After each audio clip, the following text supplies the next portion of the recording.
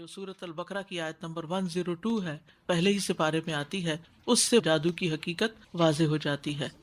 اور انہوں نے اس چیز کی پیروی کی جسے شیاطین سلیمان علیہ السلام کی بادشاہت میں پڑھتے تھے، اور سلیمان علیہ السلام نے کفر نہیں کیا بلکہ شیطانوں نے کفر کیا، وہ لوگوں کو جادو سکھاتے اور اس کی پیروی کرتے جو بابل میں ہاروت اور ماروت 2 فرشتوں پر نازل کیا گیا، حالانکہ وہ دونوں کسی ایک کو نہیں سکھاتے تھے، یہاں تک کہ وہ دونوں کہتے کہ ہم تو صرف آزمائش ہیں، لہٰذا تم کفر نہ کرو۔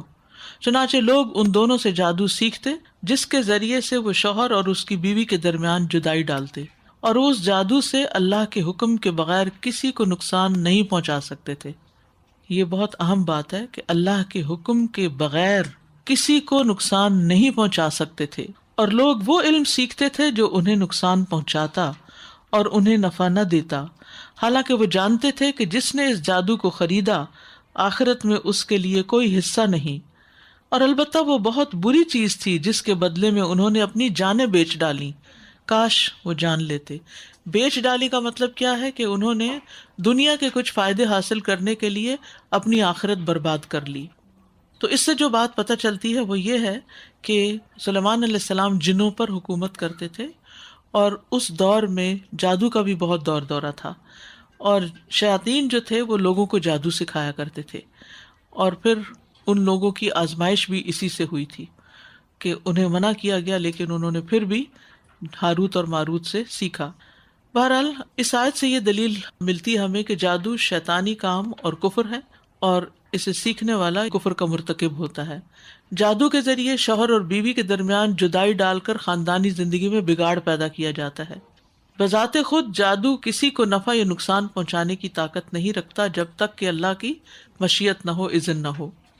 اہل کتاب میں سے یہود جو تھے وہ جبت اور طاغوت پر ایمان رکھتے تھے، اور جبت کا معنی جادو کیا گیا ہے۔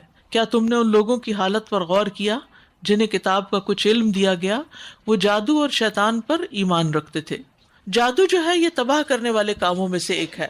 رسول اللہ صلی اللہ علیہ وسلم نے فرمایا، تباہ کر دینے والی چیزوں سے بچو، اللہ کے ساتھ شرک کرنا اور جادو کرنے کرانے سے، یعنی اس کو شرک کے برابر گناہ قرار دیا گیا۔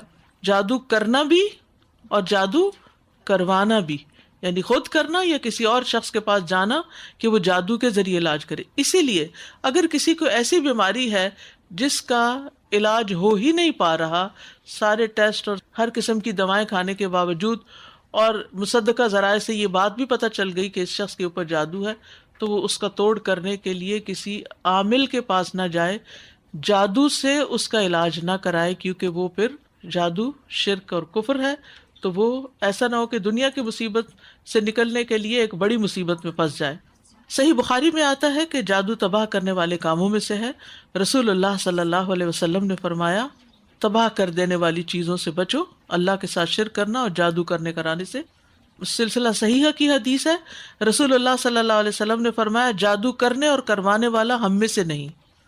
ایک اور حدیث میں ہے، رسول اللہ صلی اللہ علیہ وسلم نے فرمایا، شراب کا عادی، جادو پر ایمان رکھنے والا اور قطع رحمی کرنے والا جنت میں داخل نہ ہوگا۔